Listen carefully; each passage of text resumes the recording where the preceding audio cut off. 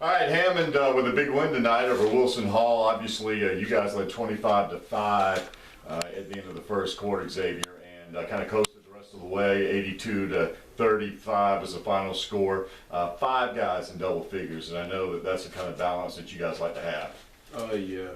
Our coach just tries. We try to, blow all the teams out, get everybody on the bench playing time, because sometimes in the bigger games, not many people get to play, and we all want everyone to play. People like Kelvin, Jacob, who don't get to play a lot. We want them to come off the bench, help out a little. 12 guys get in the scoring column tonight, which is a season high for you guys, and the most number of guys I can remember in the last 3 or 4 years. So obviously a great win for you. I want to go back though to a much tougher competition, with no offense to Wilson Hall, but the Chick-fil-A tournament, which you guys participated in, and you were one of the 5 guys named in your bracket all tournament, which is an incredible honor. I kind of researched this, and I think half the players that have been named that in the last 10 years have played in the NBA.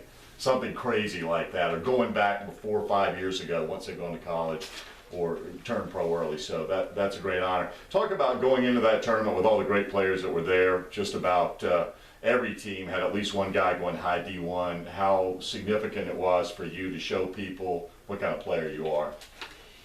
I feel like people just overlook me sometimes, so I would just want to go out there and make a name for myself too. Just show I'm here too, kind of, That's a big stage. There's a lot of talent out there, wasn't there? Talk a little bit about the amount of talented high school players. I mean, it almost looked like a summertime AAU tournament in Vegas. There were so many guys that were high D1 recruits. Yeah, Tevin Mag, pretty tough, really good shooter. And then we had Dennis Smith, and I forgot his teammate's name, the big guy. Big number 1, I forgot his name, but all of them pretty tough. They were pretty tough. By the way, not to go back too far, but that overtime game, and I know you guys came out on the short end, but then you wound up coming back and beating Xavier recently in the last week or so. But that was a classic game, double overtime, and that was a game where you and Tevin, y'all were battling in that game, weren't you? Yeah. It's more like a friendly rivalry. I'm really good friends with Tevin, so I don't know, we were just talking junk back and forth, but in the end of the day, we're pretty good friends. We've talked a lot about the fact that Skeeza is not what it used to be, which it didn't get a lot of respect. A lot of people in the state are saying that this team may be the best team in the state regardless of classification.